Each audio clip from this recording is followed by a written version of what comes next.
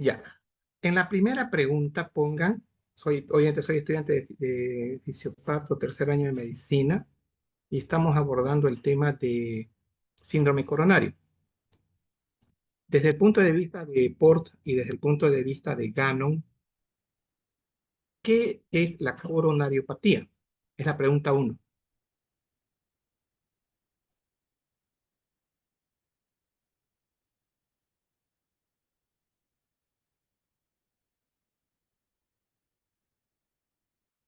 ¿Qué estaban haciendo?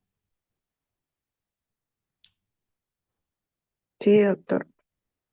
¿Ya? Sí, doctor. ¿Los escucho?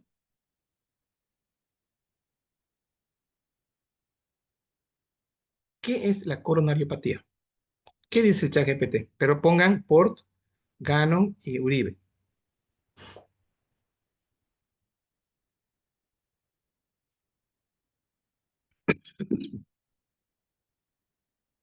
Soy todo oídos.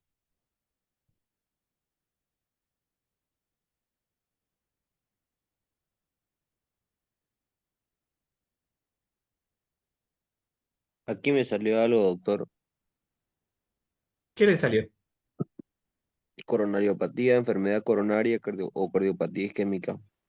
Es un Ya, trastorno del corazón producido por una disminución del flujo sanguíneo en las arterias coronarias, lo que reduce el aporte de oxígeno al miocardio, es una isquemia. Según la fisiopatología de Pori Uribe, la coronariopatía es consecuencia de un desequilibrio entre la oferta y la demanda de oxígeno en el miocardio, casi siempre debido a una aterosclerosis coronaria que estrecha las arterias y limita el flujo. El enfoque fisiológico de Gannon es que el corazón necesita un aporte continuo de oxígeno, no puede almacenar mucho. Si las coronarias se obstruyen parcial o totalmente, el miocardio sufre isquemia que puede ser reversible como una angina o irreversible como un infarto. Los mecanismos principales son la aterosclerosis coronaria, que va a la formación de placas que reducen la luz coronaria. Número 2, la trombosis o espasmo coronario, que puede desencadenar un evento agudo. Número 3, el desequilibrio oferta-demanda de oxígeno. El corazón exige más oxígeno, como en el ejercicio, fiebre o taquicardia, de lo que las coronarias pueden aportar. ya. ¿Y cuánto es el flujo coronario? Le preguntaron a ChatGPT.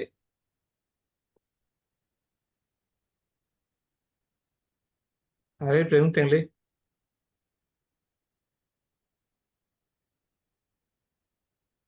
Acá me salió que el flujo coronario normal es aproximadamente el 5% del gasto cardíaco total, equivale a 250 mililitros por minuto en reposo. Ya. ¿Alguien más tiene algo diferente?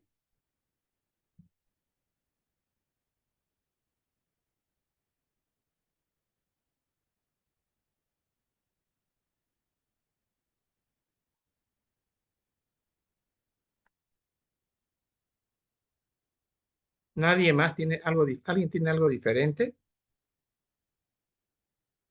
Doctor, a mí me salió de 225 a 250 ml por minuto. Ya. Una preguntita. La anterior semana me enseñaron cómo buscar los archivos que abrí.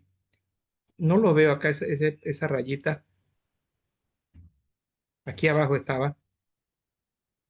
Era una flechita para arriba y otra para abajo.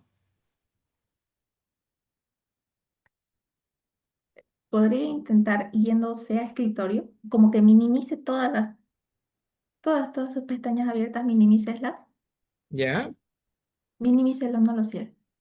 ya, espéreme. Sí, ya, ya vi. Es esta.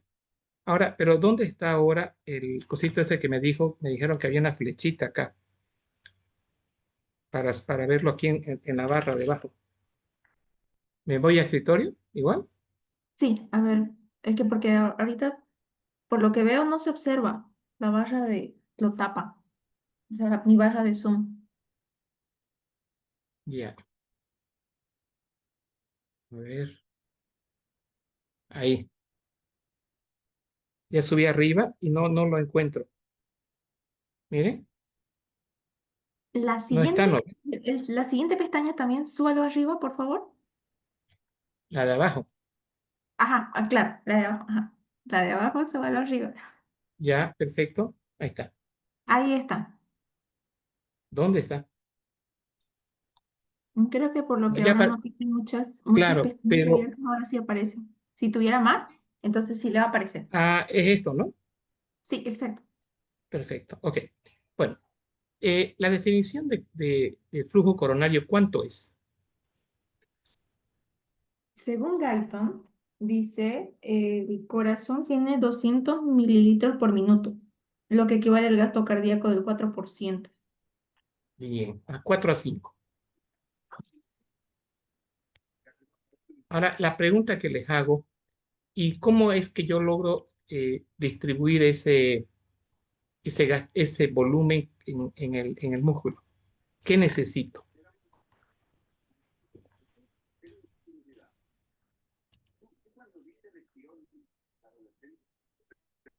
Esto de acá, miren ustedes, es una coronaria, ¿no ven? Ahí, esta. Y aquí tengo otra coronaria. Entonces tengo, ¿qué se llama esta de acá y qué se llama esta de acá?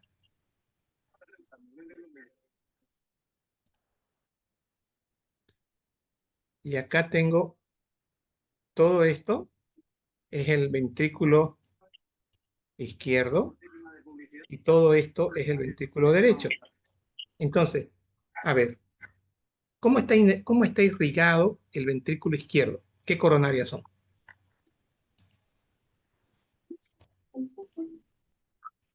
Vamos.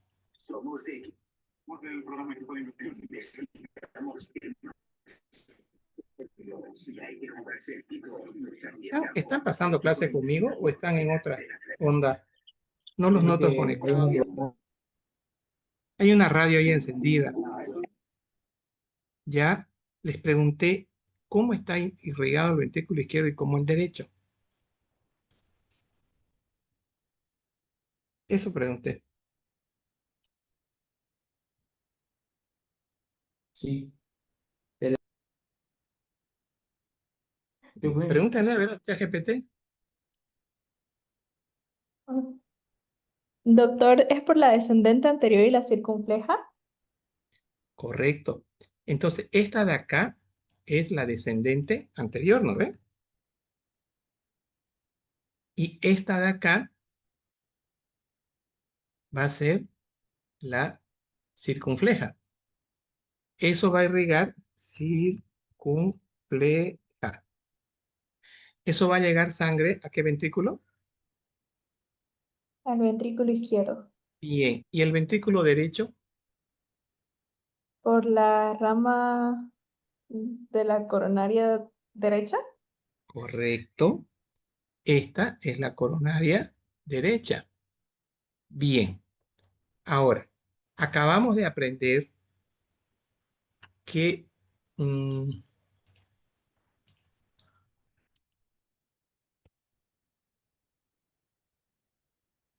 el flujo coronario corresponde a el 5% del gasto cardíaco, ¿cierto? Eso fue lo que acabamos de aprender, ¿no ve? Y alguien dijo 200 ml. Para el Guyton es 200 ml. Guyton, 200 ml. Bien. Entonces, con 200 ml yo logro prácticamente llevar sangre a toda la musculatura cardíaca.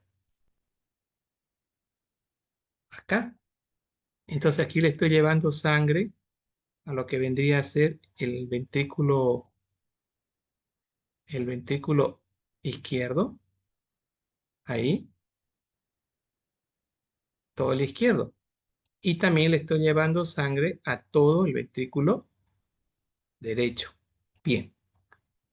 Ahora, otra pregunta. Cuando este flujo es de 200 ml por minuto, digamos, la otra pregunta que tengo que hacerle, ¿cuánto tiene que haber de obstrucción en una coronaria para tener síndrome coronario? Pregúntenle al ChatGPT según Port o Guyton, según Guyton.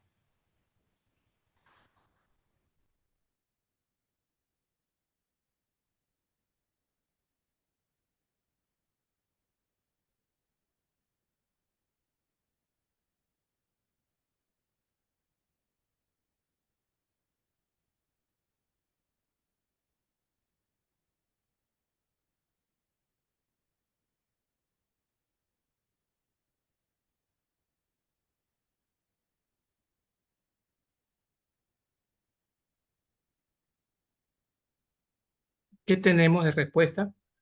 Doctor, a mí me salió, aunque un músculo cardíaco puede tolerar cierto grado de reducción en el flujo, se considera que la obstrucción crítica para desencadenar un síndrome coronario clínico suele estar por encima del 70% del diámetro del vaso, pues en este punto la reserva coronaria se afecta y el flujo comienza a ser insuficiente para las demandas del miocardio, provocando ¿Qué isquemia. libro? ¿Qué libro? Eh, Según Port y Guyton. A ver, pregúntele no, pregúntele a Guyton, purito. Ya. Y Y mientras yo le le van apuntando, pregunté, doctor, ¿ya? y aquí dice, según Guyton y Hall, el Tratado de Fisiología, dice que el flujo coronario se mantiene relativo normal gracias a la autorregulación y este no se afecta en reposo mientras no supera el 70% del diámetro de la luz arterial. Cuando la estenosis llega a este nivel, la arteria ya está en su máximo de dilatación y no puede compensar más, comenzando lo que es la isquemia con esfuerzo. Si la obstrucción sobrepasa el 90%, se compromete el flujo incluso en reposo, produciendo una angina en reposo e infarto. Bien, ¿qué libro? De Guyton, doctor. Ya, ¿eso lo sacó del libro mismo o en ChatGPT? Del chat GPT. Ya, ahora eso quiero que publique. Vamos a trabajar con lo que usted acaba de descubrir.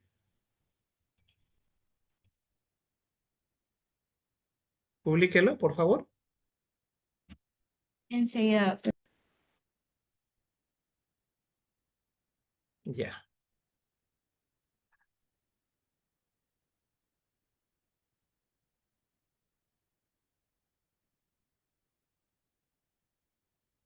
ya.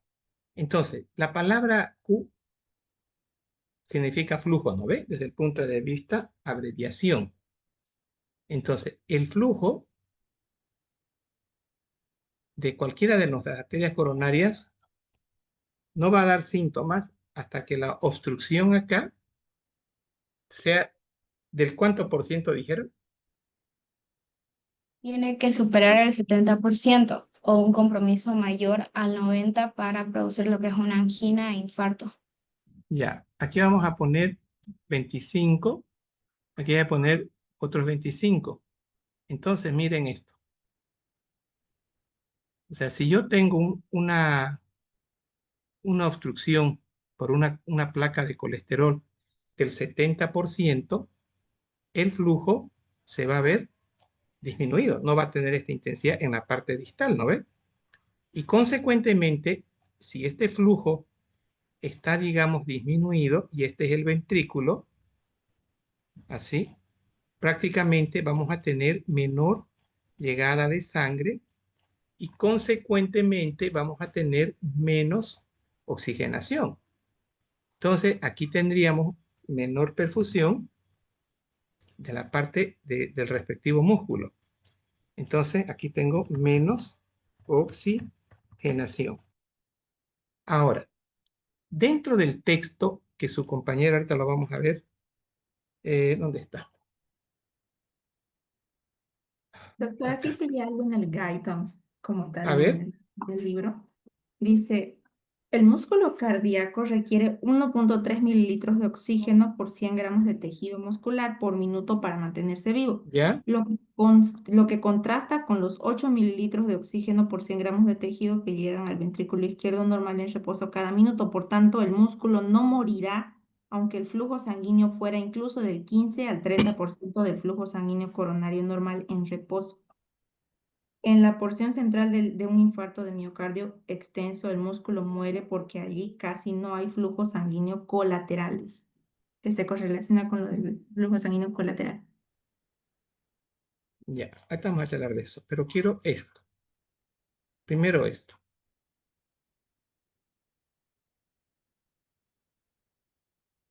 Ya, esto va a ser claro. Entonces, si yo tengo un flujo sanguíneo una obstrucción del 70%, de obstrucción, no hay síntomas en reposo, mire, sin síntomas en reposo. O sea, yo en reposo estoy ok, ¿estamos? Pero yo empiezo ahora a caminar, a hacer ejercicio. Por lo tanto, voy a necesitar más oxígeno. Ya no voy a estar en reposo. Consecuentemente, si mi obstrucción supera o llega al 90%, voy a tener que el flujo se compromete en el ejercicio generando angina, o sea, dolor de pecho. ¿Ya? Ahora, escuchen este otro dato. Y esto lo voy a hacer de otro color, porque esto es claro. Bien. Ahora, pero ¿qué pasa si el flujo sanguíneo es el 90%? O sea, ha obstruido más cerradito, ¿no? Esto es 70. Entonces, aquí tengo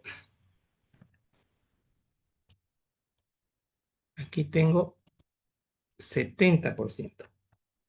Entonces, ¿qué pasa si esta obstrucción ya es del 90%?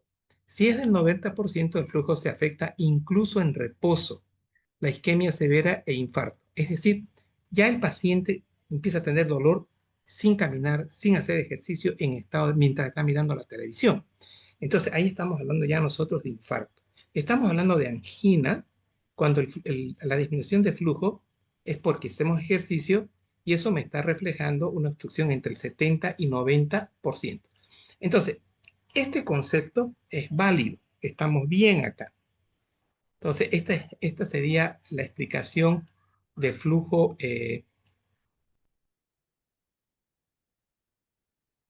Ver,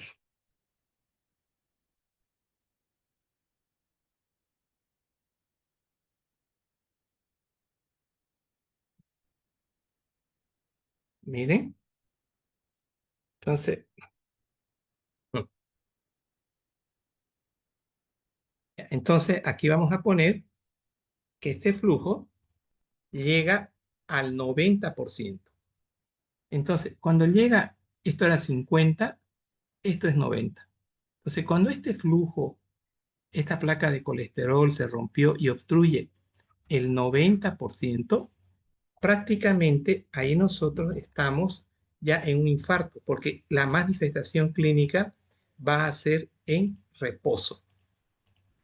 Entonces, acá con el 90% ya tengo manifestaciones acá. ¿Dónde está? Ahí. Aquí vamos a poner manifestaciones clínicas.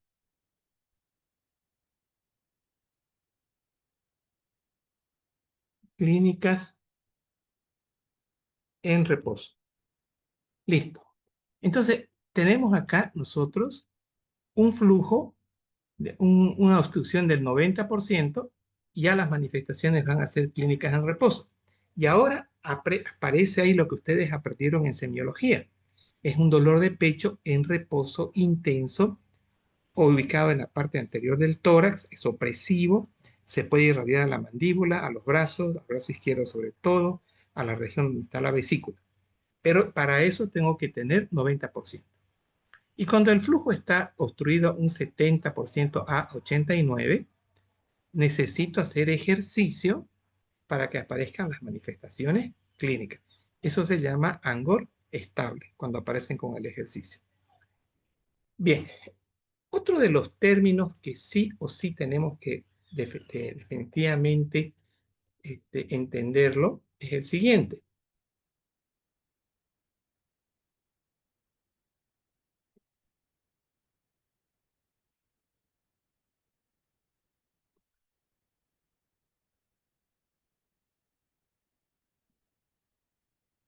Ahora, quiero que hablemos pongan este título, autorregulación de flujo coronario.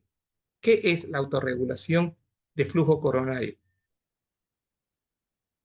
Pregunte. ¿Qué es la autorregulación de flujo coronario?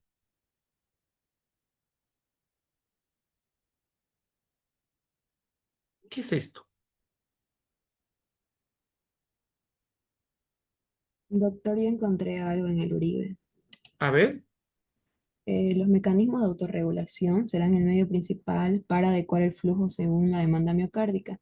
La autorregulación coronaria permite mantener un flujo sanguíneo constante siempre y cuando haya una presión aórtica diastólica entre 60 y 130 miligramos de mercurio. La manera en que esto se lleva a cabo es con el control del tono vascular.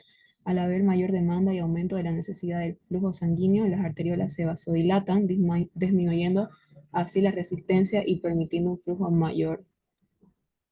Y dice que también hay tres elementos involucrados que van a ser la producción de metabolitos locales, inervación automática vascular y función endotelial.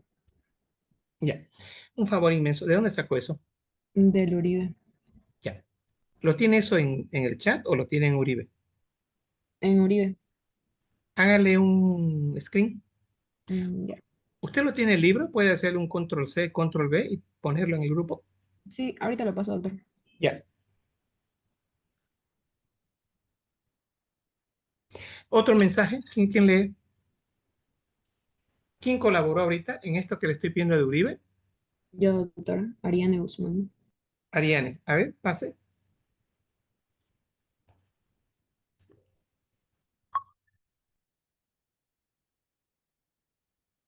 Está.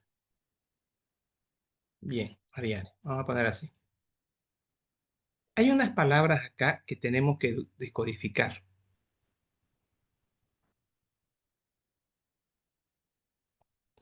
Y es lo siguiente. Las palabras para decodificar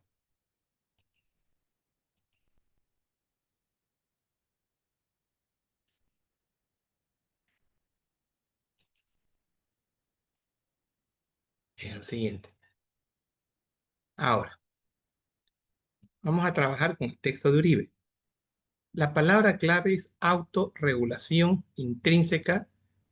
Dice que es para adecuar el flujo sanguíneo, la demanda miocárdica. La pregunta es, ¿qué es demanda miocárdica?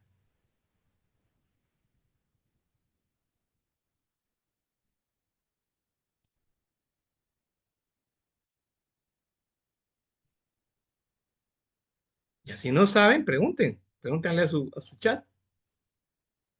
En el contexto de síndrome coronario, ¿qué significa regular el flujo coronario? Esto, adecuar el flujo según la demanda coronaria. Así pregúntenle.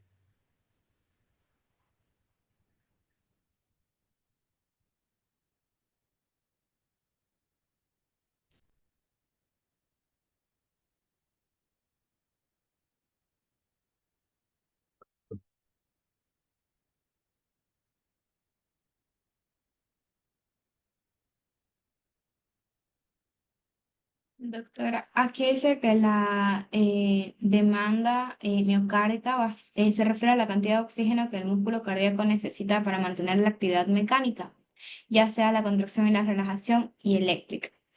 Perfecto, Luego perfecto. están, Siga.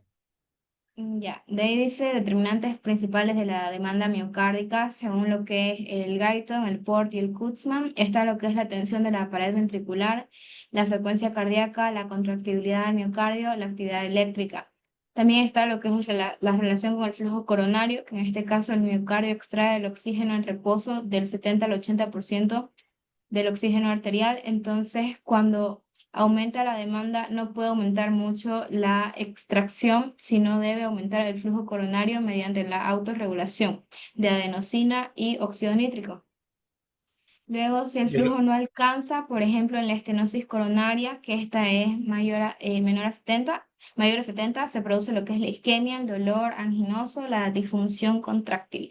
En resumen, la demanda miocárdica de oxígeno es la necesidad energética del corazón para sostener su trabajo mecánico y eléctrico, y está determinado principalmente por la tensión de la pared, la frecuencia cardíaca y la contractibilidad. ¿Y lo entendió? ¿Sí? Así con sus palabras, ¿qué entendió? Que básicamente la demanda va a ser lo que necesita el corazón para poder funcionar fisiológicamente. Es decir, de que mi corazón necesita una cantidad que tiene que mantenerse de oxígeno. Y en un punto, cuando yo llego a tener lo que son estos problemas de estenosis o problemas anginosos, ya mi corazón no va a necesitar la misma demanda normal o fisiológica, sino va a necesitar una demanda aún mayor. Entonces mi corazón no va a poder llegar a esa totalidad. Ya, está bien. Voy a trabajar nuevamente con la descendente. ¿Estamos? Estamos trabajando acá con un corazón normal. Resulta que este paciente empieza a hacer ejercicio. Entonces, este paciente hace ejercicio.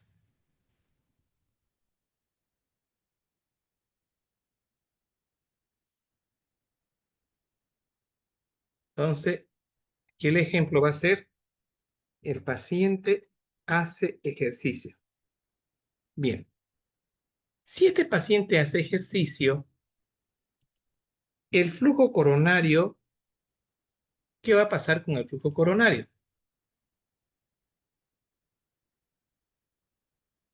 Aumentar, doctor. Bien, va a aumentar. Entonces, el ejercicio nos va a llevar a que nosotros tengamos un aumento del flujo coronario. ¿Para qué? Para que le llegue más oxígeno, ¿verdad? Básicamente, y tengamos más síntesis de ATP. Entonces, esto genera un aumento de flujo coronario. Bien, entonces, hasta aquí está claro. Y el flujo coronario hemos dicho que era 200 ml, pero si ya estamos haciendo ejercicio, tenemos que sí o sí aumentar el flujo durante el ejercicio. Luego mencionaron otras palabras ustedes. Durante el ejercicio, ¿por qué sabemos de que va a haber esto a qué lleva? Esto lleva a taquicardia. Entonces, si yo tengo taquicardia en mi coronaria, esta coronaria va a tener la necesidad de esta coronaria de acá, en la taquicardia, va a necesitar mayor oxígeno, porque la frecuencia cardíaca aumentada hace que aumente la necesidad de oxígeno. Para ello, el flujo coronario tiene que aumentar. Entonces, aumenta la demanda de oxígeno, hace que el flujo coronario aumente el flujo y ahora tengo ese mecanismo de autorregulación. ¿Podría volver a leer de nuevo lo de la demanda, por favor? Claro, doctor. ¿En qué parte? ¿O todo? No, pásemelo. A ver, páselo a la Ok, página. enseguida.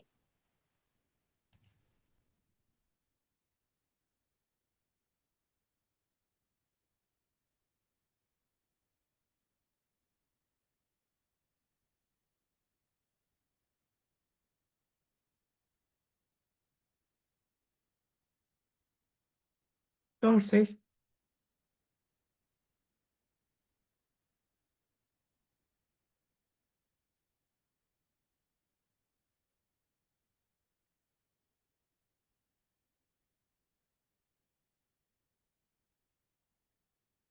ya.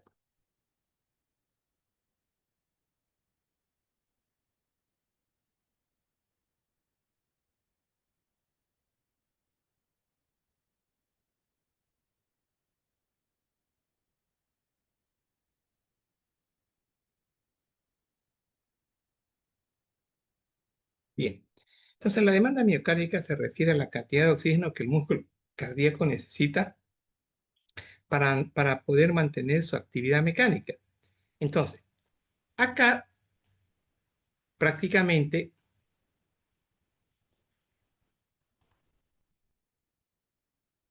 la taquicardia tiene que generar mayor volumen sistólico, tiene que generar una ley de Frank-Starling para mantener un gasto cardíaco y para eso aumenta la demanda de oxígeno y consecuentemente el flujo coronario.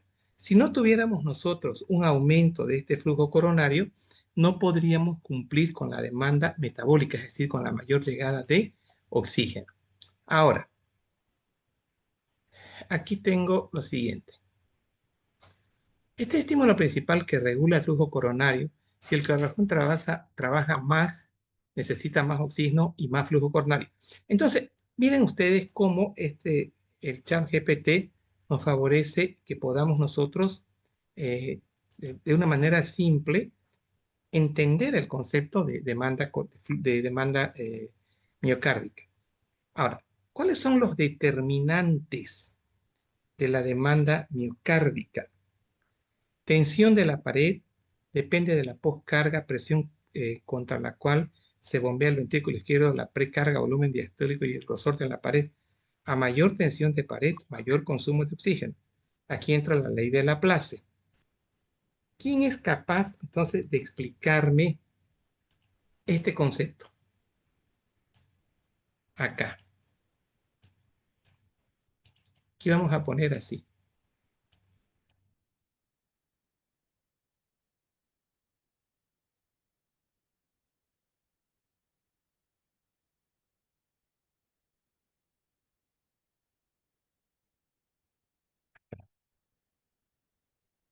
Entonces pongo este concepto.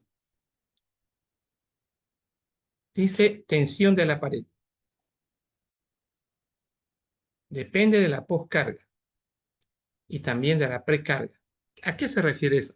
A mayor tensión de la pared, mayor consumo de oxígeno.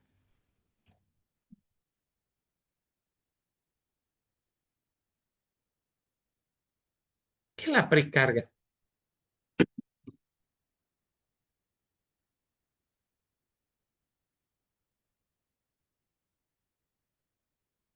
¿Qué es la tensión de la pared? A ver, ¿quién me explica? Si no entienden eso, no podemos entender lo que viene más adelante.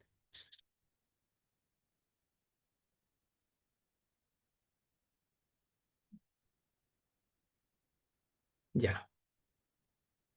¿Qué es tensión de la pared?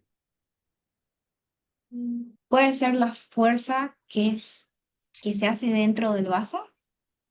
El vaso, ya, puede ser. Otro ejemplo, estamos hablando de circulación coronaria, infarto agudo. Puede ser la presión elevada, presión arterial elevada, la dilatación ventricular, ¿Ya? ¿Uno más? hipertrofia ventricular, ¿y qué puede ser, doctor? No. Ya, yo les Es ayudo. la Está, capacidad, ay, perdón, es la capacidad de extensión de la pared. ¿y eso qué significa? Eso es lo que quiero que me diga. ¿Está correcto lo que he dicho?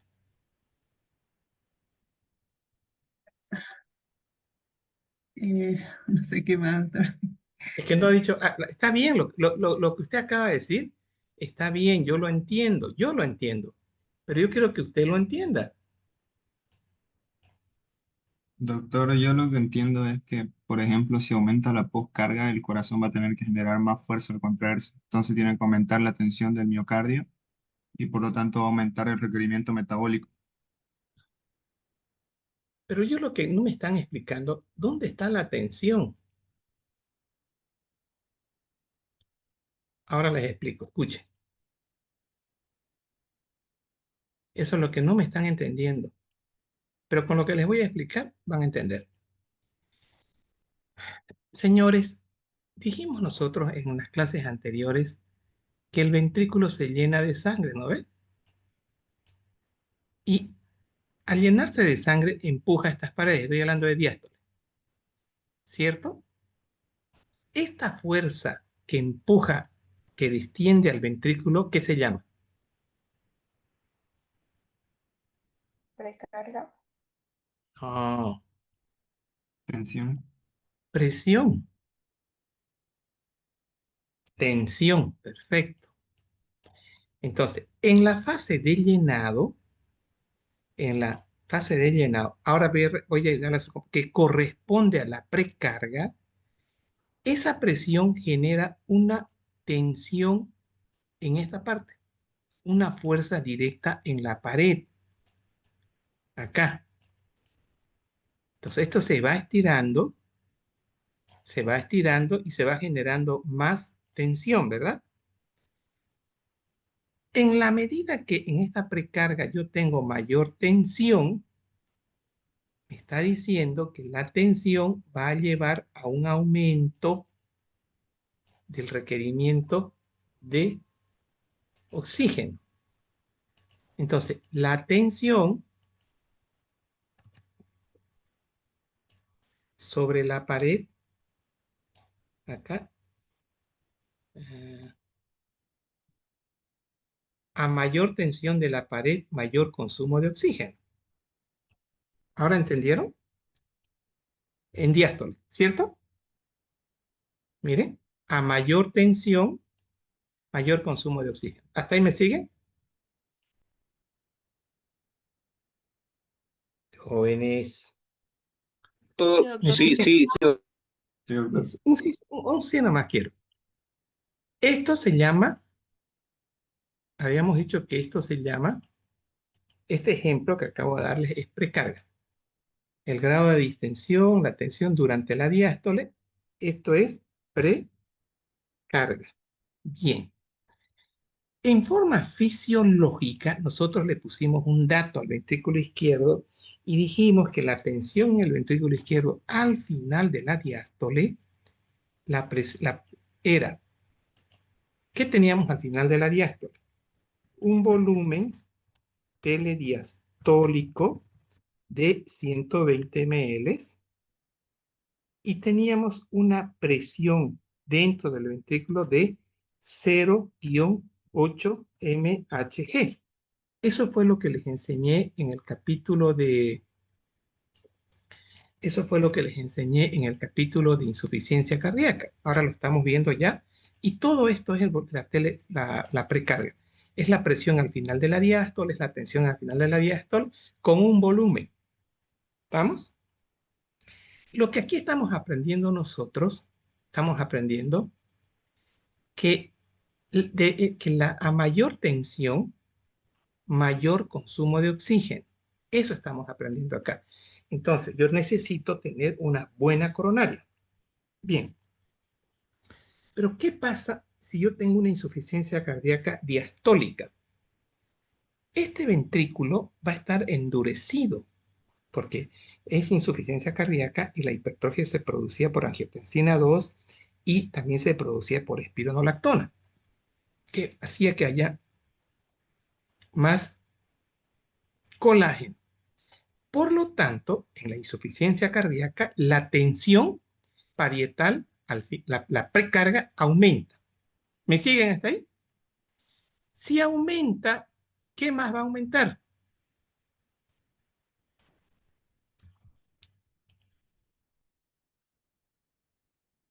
¿Qué más va a aumentar?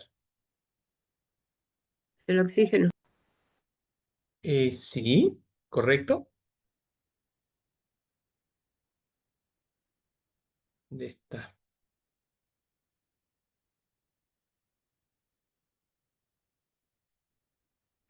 Entonces va a aumentar, no, pero no el oxígeno. Mire lo que dice acá.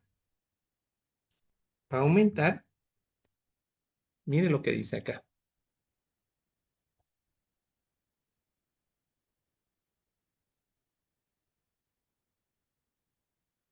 Lo que va a aumentar es esto. A mayor tensión de pared, mayor consumo de oxígeno. ¿Están de acuerdo ahora? ¿Lo entendieron? Ahora, si yo tengo una coronaria insuficiente con una obstrucción del 70%, ¿cómo va a estar, digamos, va a haber, se está estirando el ventrículo, hay mayor demanda de oxígeno, ¿le va a llegar la cantidad adecuada de oxígeno? No. No, correcto, y el paciente va a empezar a hacer disnea con la obstrucción del 70% en reposo, caminando, en ejercicio. Pero si la obstrucción es del 90%, este ventrículo sí o sí tiene que distenderse, mayor tensión, más consumo de oxígeno. Entonces, al haber mayor consumo de oxígeno, esta arteria coronaria que no tiene el 90%, que tiene, mejor dicho, el 90% de obstrucción, no va a poder cubrir esa demanda de oxígeno y el paciente va a hacer dolor de pecho. ¿Estamos? Entonces, acá les acabo de explicar un concepto que es el relacionado con precarga. Ahora, vamos a ir analizando el mismo concepto, pero fíjense acá.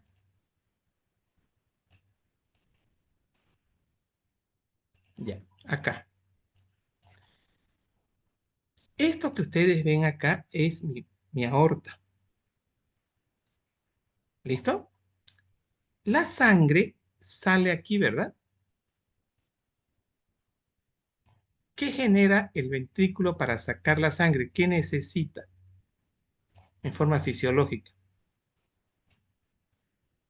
Presión. Generar presión.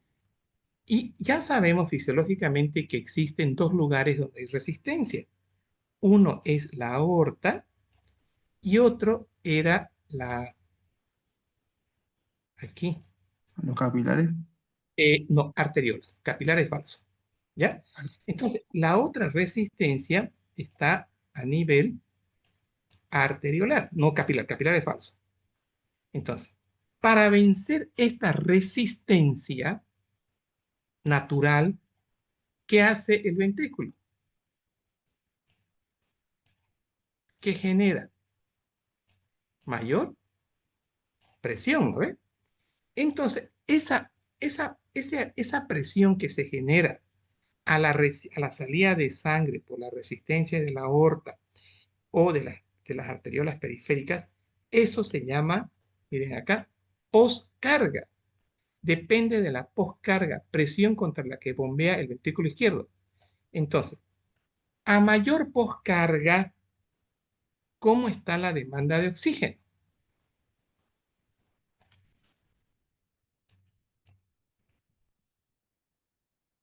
Aumentada también. Exacto.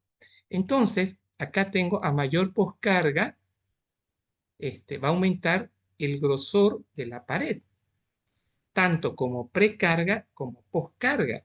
Entonces nosotros vamos a tener un mayor grosor de pared, tanto en la precarga como en la poscarga. Consecuentemente, esto es por la tensión y esto es por la tensión en la salida, ¿no ven? Entonces, este aumento del grosor del ventrículo es tanto en la pre como en la poscarga, es la que va a generar mayor demanda de oxígeno. Y si yo tengo mis coronarias normales, no pasó nada, se están oxigenando correctamente todas las zonas que corresponden a la coronaria derecha, a la circunfleja y a la descendente anterior. Entonces, lo que estamos nosotros analizando acá es el concepto, ¿qué es la autorregulación de flujo? Entonces, la primera cosa que hay que aclarar, cuando estamos nosotros frente a aumentos de la tensión de pared, ya sea en telediástole o en precarga o en poscarga, lo que sí vamos a saber es que aumenta el consumo de oxígeno. Y para ello tenemos que tener unas coronarias normales. Si las coronarias normales no están presentes, va a haber aumento de la demanda de oxígeno. Acá vamos a tener aumento en la demanda de oxígeno, pero no, las coronarias no nos van a poder dar el flujo coronario adecuado. A ver. Acá.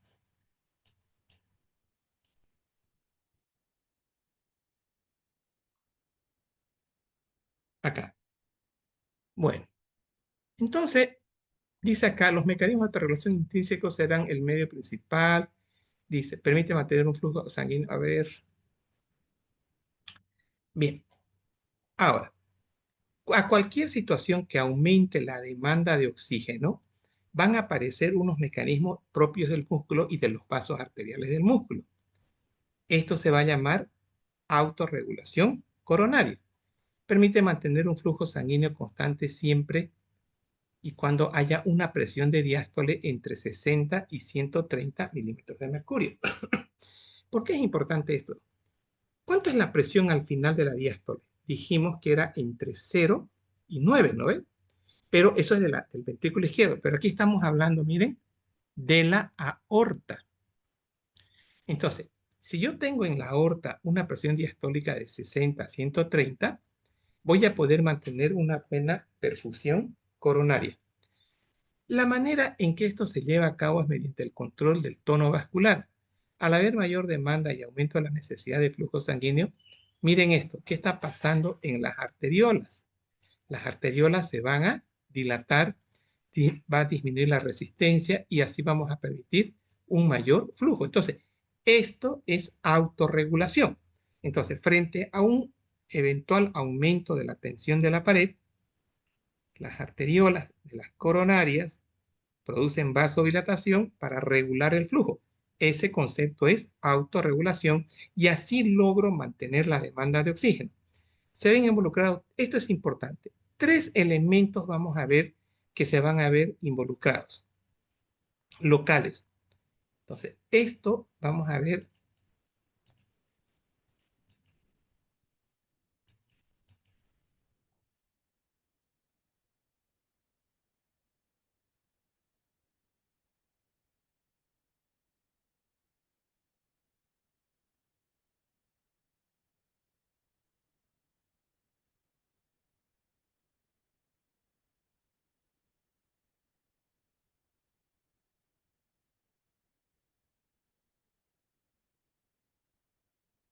Ahora vamos a ver cómo se regula el flujo. Ya sabemos que hay mayor demanda.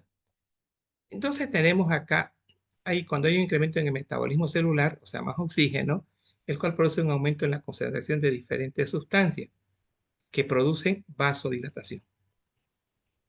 Uno, la adenosina, el potasio, el dióxido de carbono, el lactato y los hidrogeniones. La adenosina es un producto de degradación del ATP y del difosfato de adenosina, ADP, por un nucleopeptidasa. Esta situación de mayor demanda de energía y oxígeno a menor aporte de sanguíneo.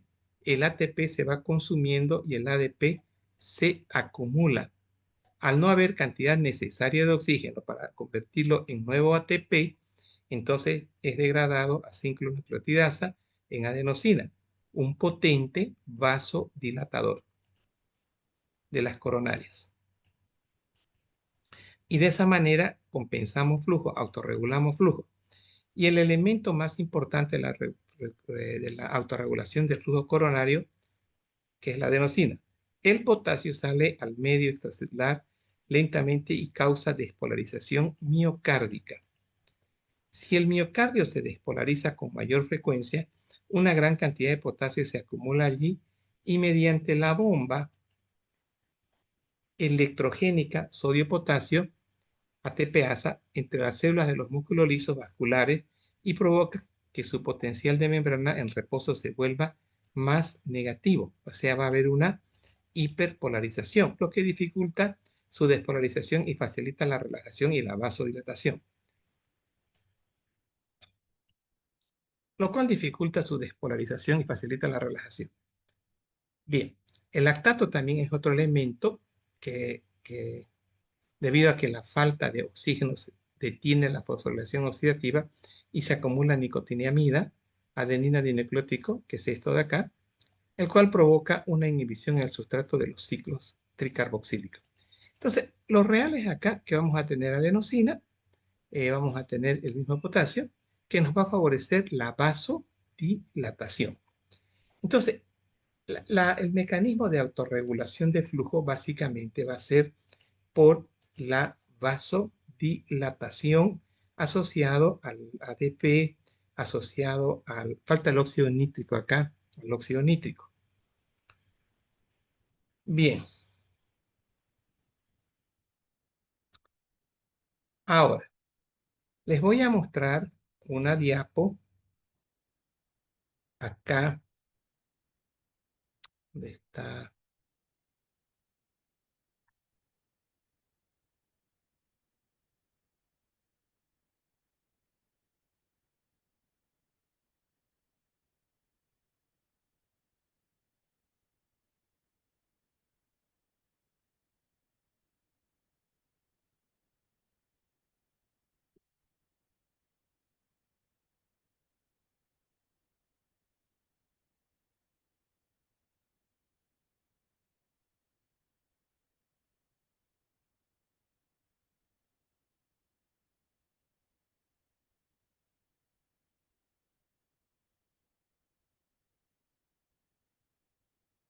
Acá.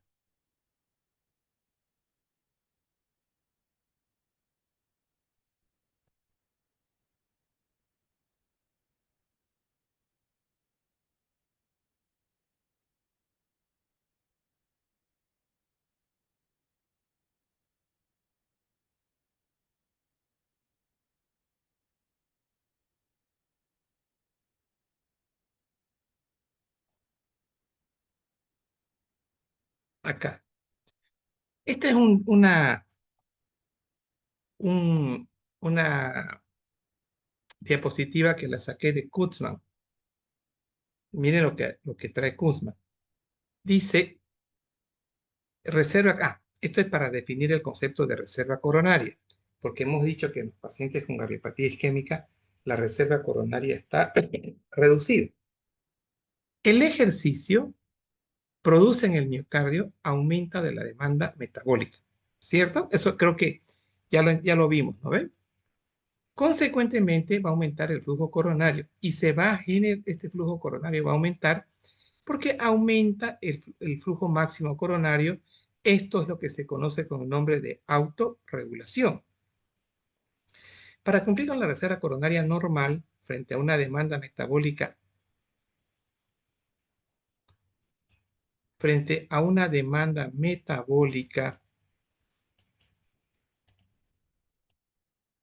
acá, frente a una demanda metabólica aumentada se necesita flujo máximo coronario, presión de perfusión coronaria y mecanismos de autorregulación.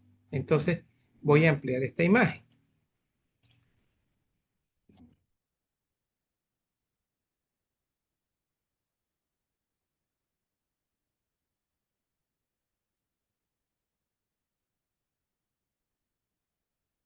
Ya, la vamos a ampliar. Entonces, esto es demanda metabólica. Miren, esta es la presión de perfusión. Dijimos que era un mínimo de 50 y máximo 130 de la coronaria, diástole. Entonces, si yo tengo una buena presión de perfusión entre 50 y 100, mi flujo coronario siempre va a ser óptimo, ¿cierto? Eso fue lo que dije. Si yo tengo un aumento del flujo coronario, automáticamente mi flujo coronario era de 200 ml y va a aumentar a 300 ml acá, o 150 si ustedes quieren. Entonces, ¿qué es la reserva coronaria? Es este concepto, es el grado de, digamos, de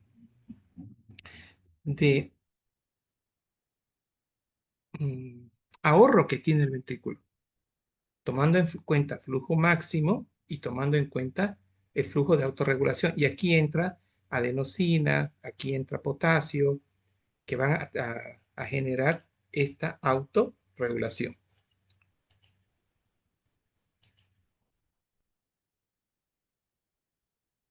Bien, entonces, si yo disminuyo, esta tablita es para hacer examen, por si acaso. Entonces, si yo disminuyo la presión de perfusión, miren ustedes, ¿cómo está el flujo coronario? Menos de 50. Normal es 1. ¿Cómo está el flujo coronario?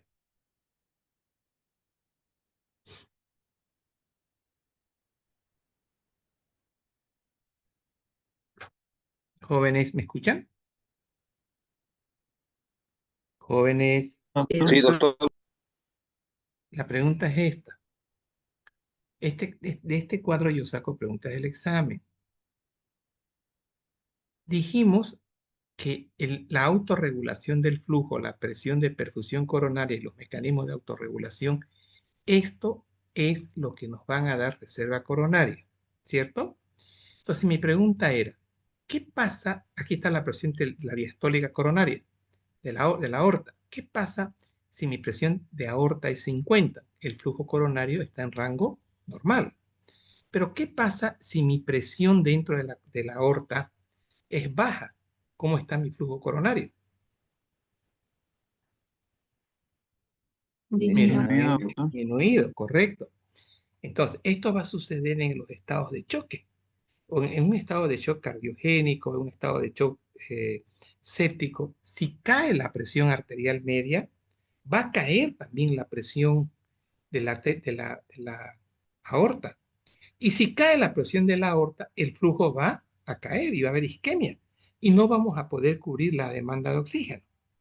Es por eso que inmediatamente nosotros vemos que las presiones están cayendo, automáticamente usamos noradrenalina. y consecuentemente la demanda de oxígeno también se va a reducir. Va a haber mucha demanda de oxígeno y poca respuesta, poca reserva. Por otro lado, ¿qué pasa si el mecanismo de autorregulación se altera? Si yo no tengo adenosina, si yo no tengo potasio, si no tengo ATP que se va a convertir en ADP, el flujo coronario va a caer, consecuentemente la reserva coronaria. Entonces, si falla el mecanismo de autorregulación, hay mal flujo coronario. Si falla, si hay obstrucción de las coronarias, va a haber alteración de la perfusión coronaria. Todo eso se va a resumir diciendo que tenemos este, una demanda, una reserva, mm, una reserva coronaria disminuida.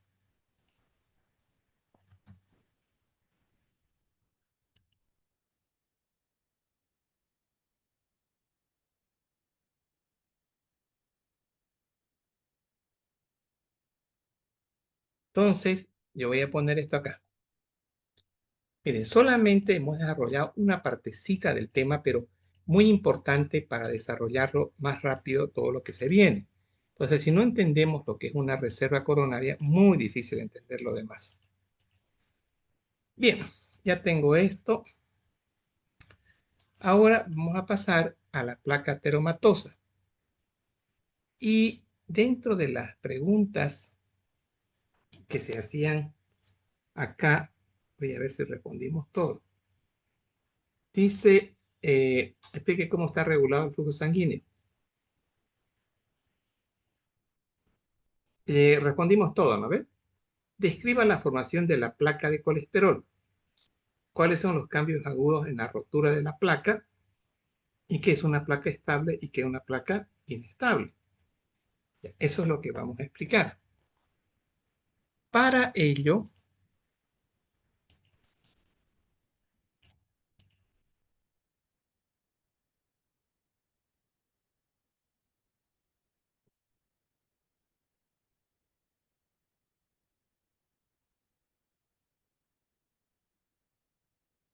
ya, por favor, ingresen al chat GPT y pregunten formación de placa ateromatosa según el libro de histología.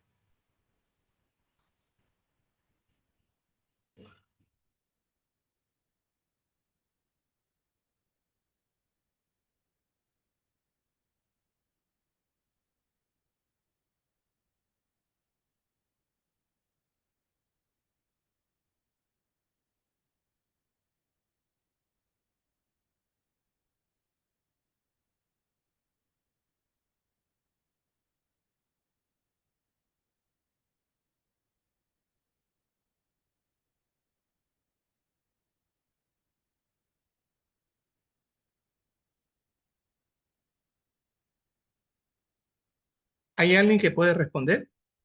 Yo, doctor, ya me salió la respuesta. ¿Y quién es yo?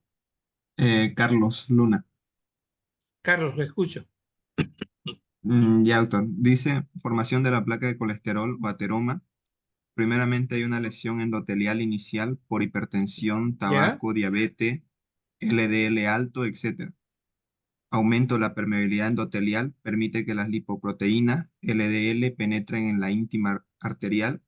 ¿Ya? Oxidación de LDL dentro de la íntima. Las LDL se oxidan, son altamente aterogénicas. Después, ¿Ya? infiltración de monocitos pasan a la íntima y se transforman en macrófagos. Formación de células espumosas. Los macrófagos fagocitan LDL oxidadas y se llenan de lípidos. Forman las estrías grasas. Migración de células musculares lisas desde la media hacia la íntima, estimuladas por citocina y producción de matriz extracelular, colágeno y fibras elásticas, formación de una cápsula fibrosa que cubre el núcleo lipídico. Resultado, se forma la placa ateromatosa o de colesterol con un centro necrótico lipídico y una capa ¿Ya? fibrosa. ¿Le entiende? Yo le Sí, entendí. A sí, ver, ¿qué entendió? que primero tiene que haber una lesión endotelial que puede ser por diversos factores, por el tabaco, la diabetes, etcétera. esa lesión va a hacer que se pueda infiltrar dentro del endotelio las LDL, que luego se oxidan, y de ahí va a venir las células de defensa, como son los macrófagos monocitos que los fagocitan y se convierten en células espumosas. ¿Ya? Y luego creo que se Luego, acumula matriz extracelular también.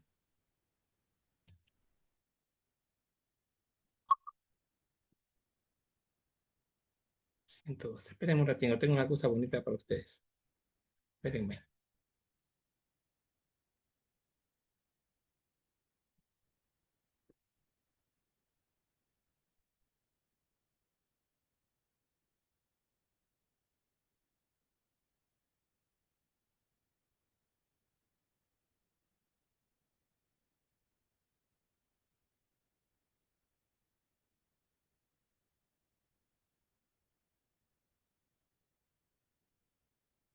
Ya.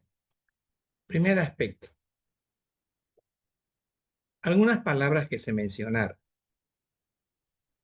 es lo siguiente. Aquí tengo la luz del vaso coronario. Aquí tengo la media. Ojo, esto quiero que lo recuerden porque cuando repasemos aneurisma, lo tenemos que recordar. Debajo de la media, junto al endotelio, tengo la íntima. ¿Estamos? Entonces, y aquí afuerita la adventicia. Entonces tengo la íntima, la media y aquí afuera la adventicia.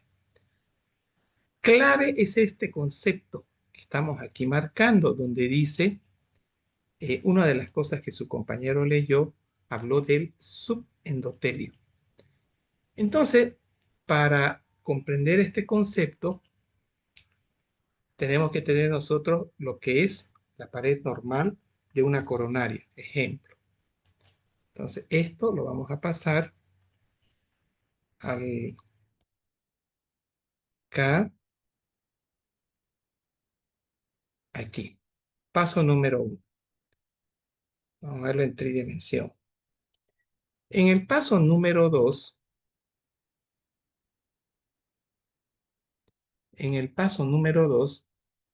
seguimos acá con el libro. Dice acá. La media, este es otro dato interesante, la media está constituida por células de músculo liso y matriz extracelular y sirve a las funciones contráctiles y elásticas del vaso. El componente elástico más prominente de las arterias de gran calibre, ejemplo aorta, sus ramas principales se distienden cuando se genera la presión elevada de la sístole y luego se retraen durante la diástole, lo que impulsa la sangre en un sentido distal. Bien, esto quiero que recuerden, que en la media vamos a tener nosotros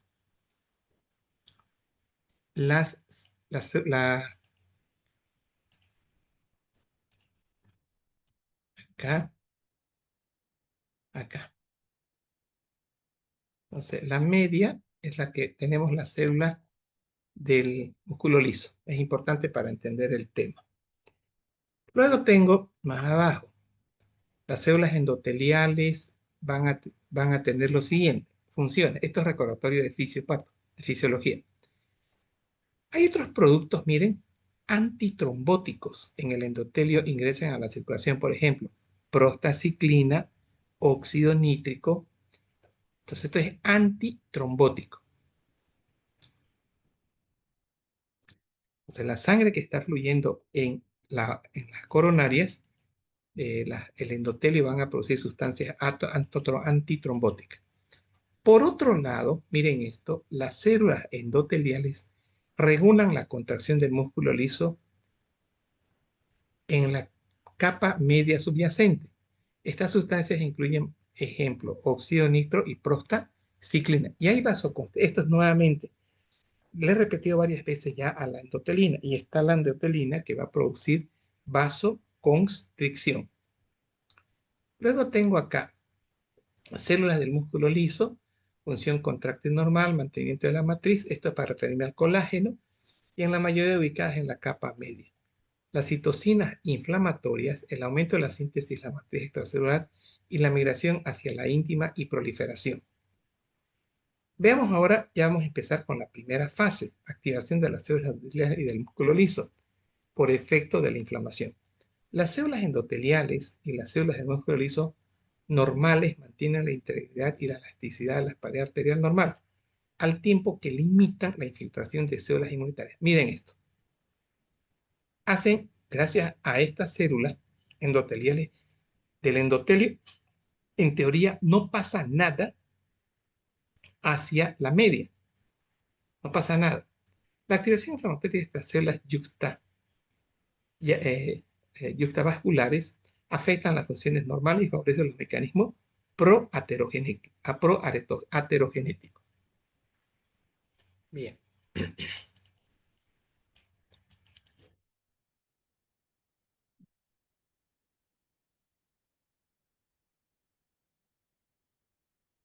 Acá. Miren esto. Pared arterial aterosclerótica. La pared arterial es una estructura dinámica y regular, pero ciertos estímulos pueden alterar su homeostasia normal y preparar el camino para la aterosclerosis. Por ejemplo, según se describirá más adelante, las células del endotelio vascular, así como de células del músculo liso, reaccionan con gran facilidad a los mediadores inflamatorios, entre ellos interleucina 1, factor de necrosis tumoral, y también pueden producirlo, o sea, el endotelio. Al reconocer que las células de pared vascular reconocen sustancias proinflamatorias, las sintetizan y se impulsaron investigaciones tanto a las paredes endoteliales y a las células de músculo lisos activadas en la aterogénesis.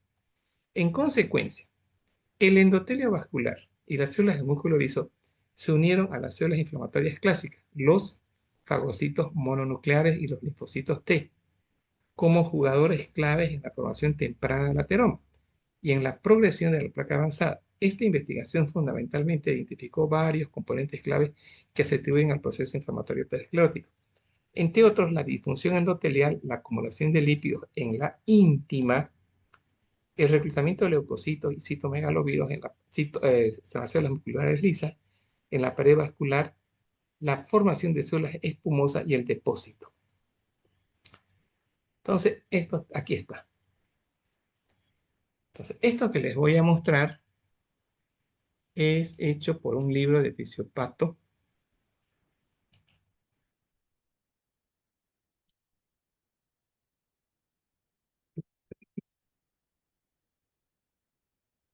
Entonces, esto, primero quiero mostrarles así.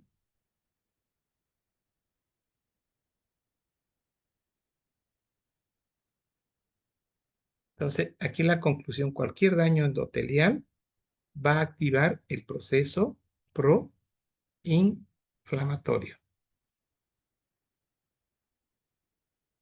Bien.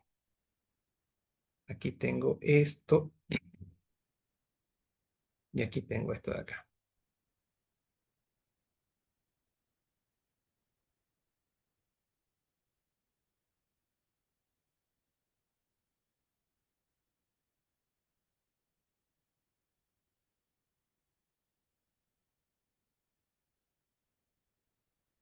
¿Está Esther? ¿Esther Buenas sigue ahí? noches, doctor. Sí. Esther, entra al chat del grupo y va a leer esto para sus compañeros cuando yo le diga. Bueno, doctor. Nosotros, espéreme, yo le voy a decir. Nosotros vamos a trabajar con lo siguiente.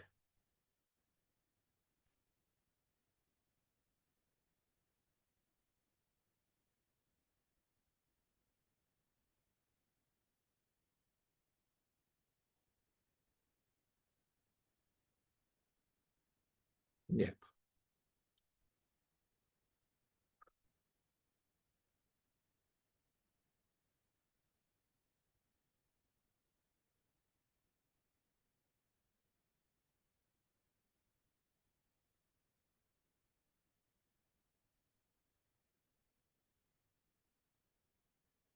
Ya.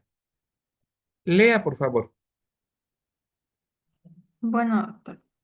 Dice, diagrama esquemático de la evolución de la placa termatosa. 1. Acumulación de partículas lipoproteicas en la íntima. El color más oscuro se refiere a la modificación de las lipoproteínas, ejemplo, mediante oxidación o glucosilación. 2. El estrés oxidativo que incluye constituyentes de las LDL modificadas, induce a la elaboración local de citocinas. 3. Punto, punto. Mire, mire, mire, un ratito. Un ratito. Esta LDL, esta de acá, es el colesterol malo. ¿Estamos? ¿Cómo es que este colesterol malo logra ingresar a la íntima? Esto no se olviden que era la media, ¿no ve? ¿Cómo logra ingresar a la íntima? Para poder ingresar, esto atento porque es pregunta de examen, placa de colesterol. Esto les está pasando a ustedes en este momento cuando van ustedes a comer al pollo campeón, pollo a la broaster, empiezan a tener en su luz vascular LDL, no está oxidado. Pero cuando aquí se genera un proceso inflamatorio porque hay interleucina 1, etc., estas LDL se oxidan.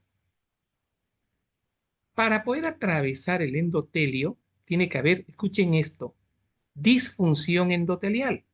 Eso es hipertensión arterial, eso es diabetes, eso es sedentarismo, eso es hipercolesterolemia, hipertrigliceridemia. Entonces, cuando yo tengo disfunción endotelial y estas LDL se oxidan, logran pasar a la íntima. Eso está diciendo en el número 1.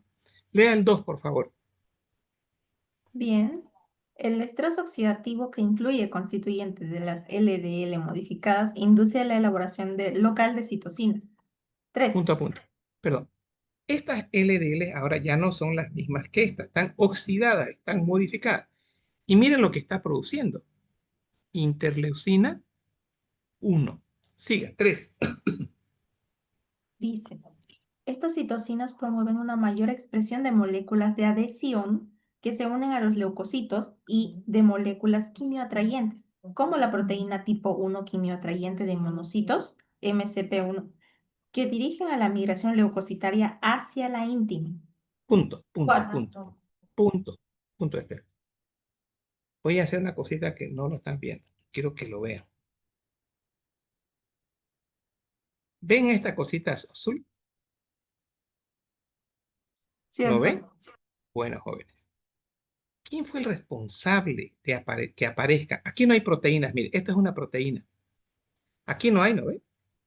Cuando yo tengo suficiente cantidad de interleucina 1, voy formando unas proteínas, unas proteínas en el endotelio para que los monocitos por marginación se peguen. Y estas LDLs modificadas van a producir, ¿cómo me dijo esto? Son sustancias, monocitos, quimioatrayentes, algo de eso leyó. Sí, era lo que produciera la proteína tipo 1 quimioatrayente de monocitos y Esto es proteína tipo 1 quimioatrayente de monocitos. Entonces, tengo por un lado las células que favorecen la adhesión de monocitos y por otro lado estoy formando otra proteína que favorece la entrada de monocitos. Un ratito, estamos en el paso número 3. Paso 4, sigan. Ya, dice, tras ingresar a la pared arterial en respuesta a los quimioatrayentes, los monocitos hemáticos encuentran estímulos como factor estimulante de colonias de macrófagos que incrementa su expresión de receptores de captura. 5. Los receptores... Espere. Entonces, vean ustedes, ahora ya empiezan a ingresar macrófagos. Ya tengo entonces monocitos, tengo más macrófagos acá. Este monocito cuando está acá se convierte en macrófago. Ya tengo macrófagos. Sigan. Ya, luego dice 5. Lea el 4. Lea el 4. Ya, el 4 dice, tras ingresar a la pared arterial en respuesta a los quimioatrayentes, los monocitos hemáticos encuentran estímulos como el factor estimulante de colonia de macrófagos que incrementan su expresión de receptores de captura. 5. Los receptores scavenger median la recepción de partículas de lipoproteínas modificadas y favorecen el desarrollo de las células espumosas. Bien. Las células Entonces, espumosas... siga. Ya.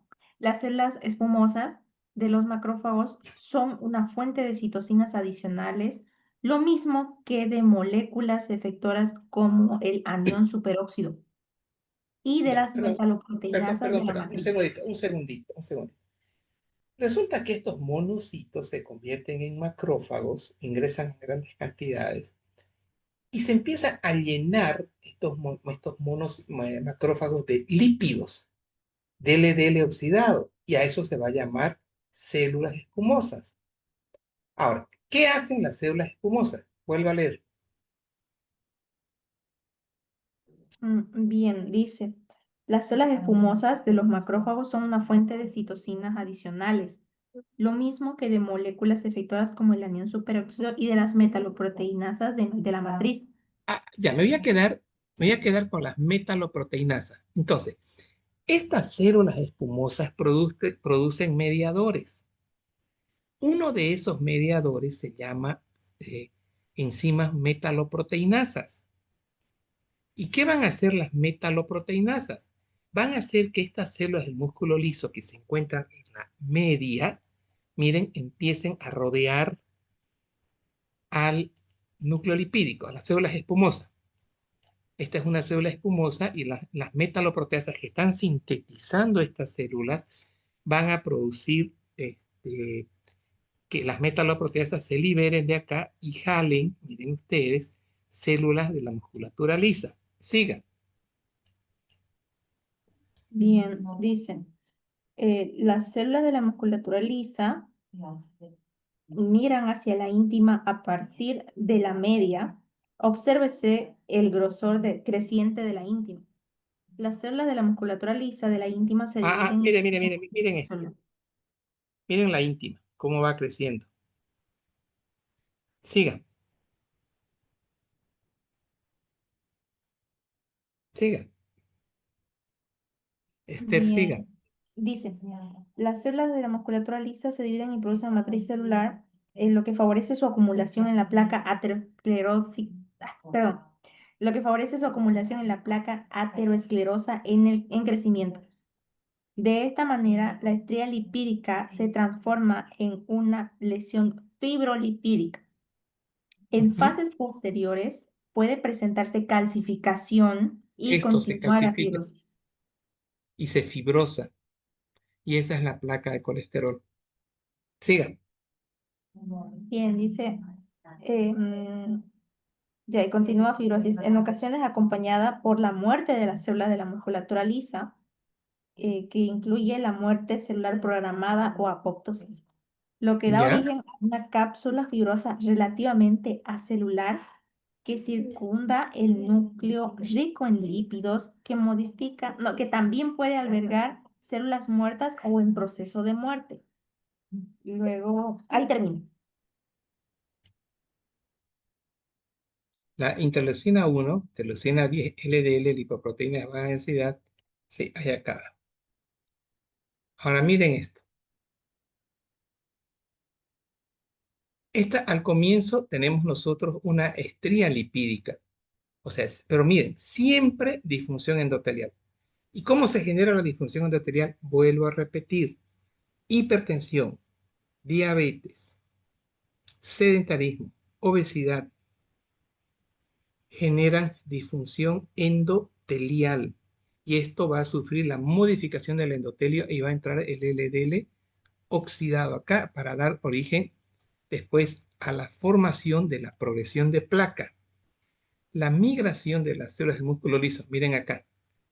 Aquí había las metaloproteasas que favorecen que el músculo liso migre, ¿no ven? Aquí estaba el músculo liso.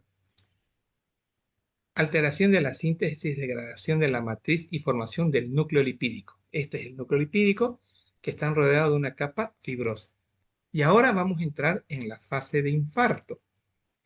Esta capa fibrosa corre el riesgo que se rompa. Miren, toda esta capa fibrosa, ¿la ven acá? Está completamente envolviendo al núcleo lipídico. Y miren acá, se rompió la capa fibrosa y a la luz salió sangre. Y ahí estamos en el infarto agudo de miocardio porque va a obstruir el 90%. Entonces, aquí yo tengo esta imagen, así, se las voy a regalar en este momento.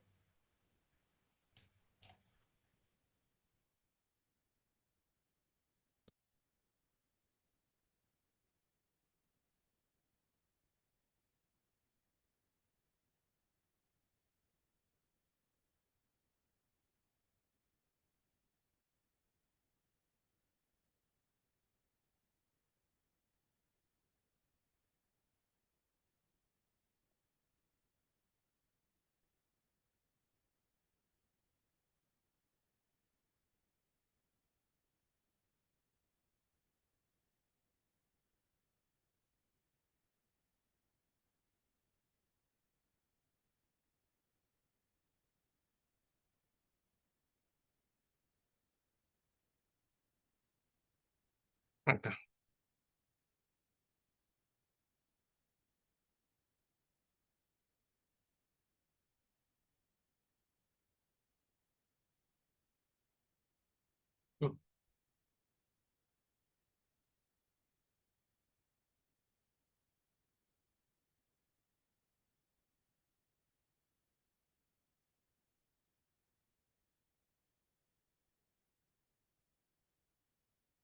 ¿Lograron entender, jóvenes? Sí, doctor. No sé por qué tengo la impresión que solamente hay 3 alumnos. No sé, es una falsa impresión que tengo. O están muy aturdidos que ahora no los he escuchado participar. Están, o sea, ¿qué les está pasando? Hola, si no están en clase, definitivamente. Estamos, Aquí doctor. estamos, doctor. Lo escuchamos, doctor. ¿Y por qué no hablan? Son mudos. A ver, jóvenes, hablen, compartan, presente. Ya es feo estar en una clase de mudos.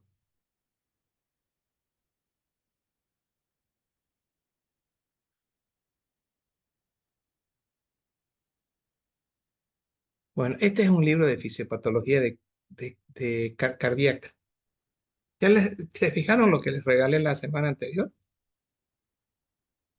Sí, Les doctor. mandé 2 capítulos, les envié, para que se diviertan. Ya está, listo. Ahora miren cómo enseñaba el año pasado. ¿Qué tiene que haber primero? Disfunción endotelial. Y funciona Bien, la ruptura. bien. Luego,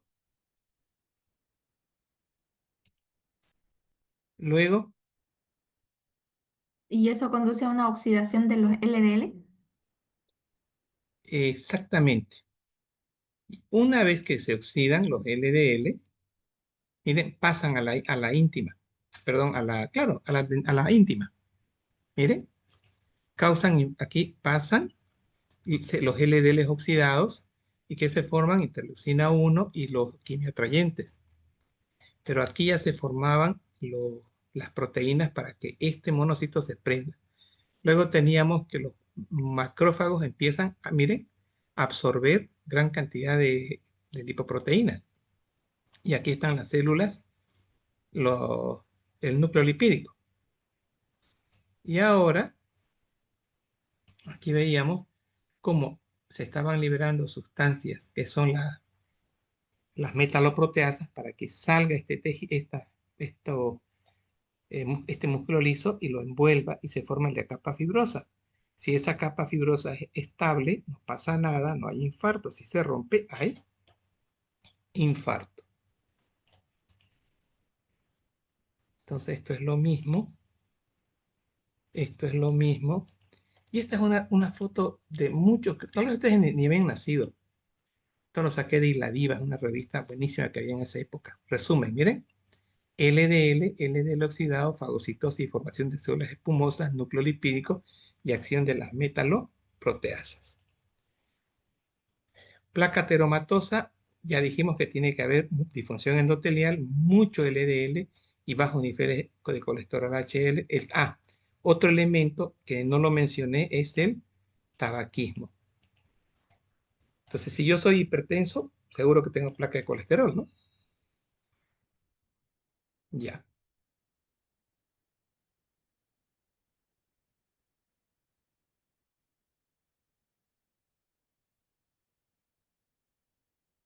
Listo. Bueno, jóvenes, vamos a quedar hoy hasta acá. Entonces, ya viene la parte más bonita, que sería la ruptura de placa, la sintomatología, pero para que entiendan eso teníamos que haber revisado todo lo anterior, ¿ya? Y vayan Doctor, haciéndolo buenas noches. el práctico que ya acabo de enviarles. ¿Alguien me dijo buenas noches? Doctor Julio César le habla. Ya, Julio César, lo escucho. Una preguntita, por favor. Sí, lo escucho. Si el paciente es diabético, es hipertenso. Una pregunta. ¿Por qué habla así Julio César con eco? A ver, corríjanle. Ya, doctor. Y que está fregado mi parlante.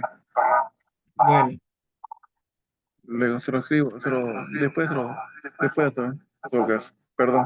ya. Pregunte. Ay, ¿qué pasa de aquí? Lo escucho, Julio César.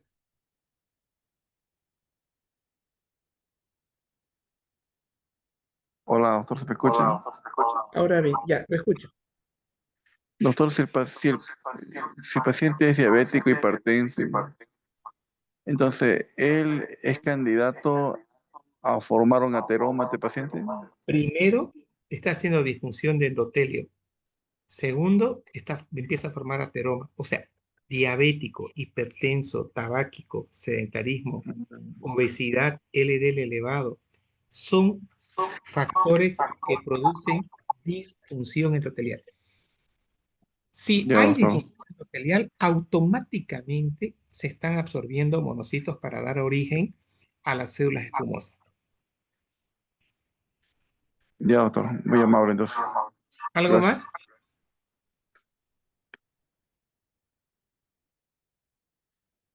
Bien. Quiero pedirles un favor. Tómense 5 minutos, 5 no más, y escriban lo que aprendieron, cerrando el libro, cerrando el ChatGPT. Pero si quieren, si no se acuerdan exactamente, ya se ayudan con ChatGPT. Pero quiero un concepto de lo que aprendieron. Esa es su asistencia. ¿Listo? Les doy 5 minutos. Y de mi parte vamos a terminar ya el Zoom. Entonces, para terminar el Zoom, ¿qué hago? Aquí pongo desconectar. Puede poner pausar pantalla o dejar de Está compartir. chévere. Ya, perfecto. Exacto. Ahora, Ahora, cuando usted living, se ¿no? salga, automáticamente ya se va a guardar. Buenas noches, doctor. Buenas noches, doctor.